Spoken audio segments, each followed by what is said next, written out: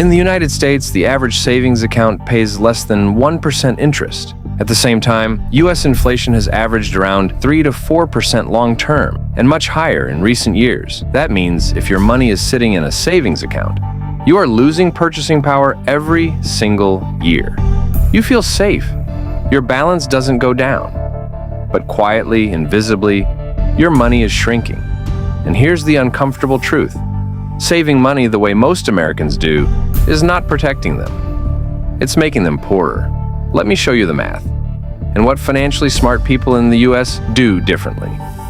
Most people are taught one rule: save your money. Put it in the bank, don't take risks. So you do exactly that. You deposit your paycheck. You feel responsible, you feel secure. But security is an illusion. When prices rise faster than your money grows. Groceries, rent, healthcare, education, they don't care how safe your savings account feels.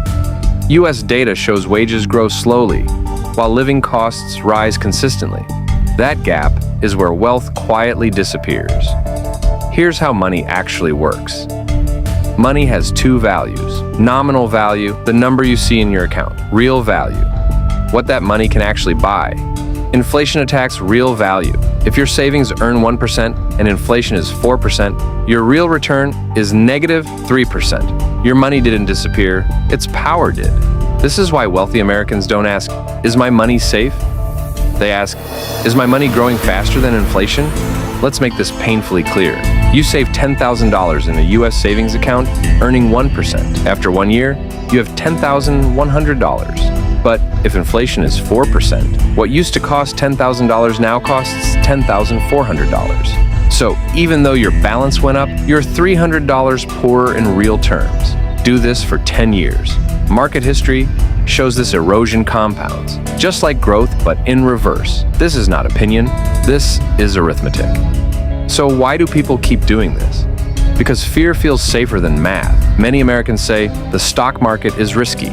I'll invest when I earn more. Cash feels safer, but volatility is not loss. Inflation is. Keeping long-term money in cash is not conservative. It's careless. Modern financial systems punish idle money. Banks lend your deposits at much higher rates.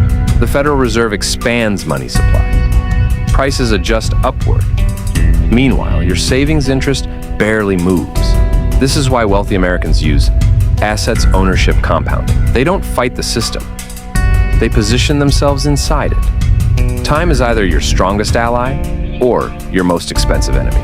US market history shows the S&P 500 has returned around 10% annually, long-term before inflation. That gap between 1% savings and long-term market growth is everything. Waiting 5 years doesn't just delay gains. It permanently reduces what compounding can do for you. Starting early with small amounts beats starting late with big ones. Every year you delay, inflation keeps winning. Here's the rule.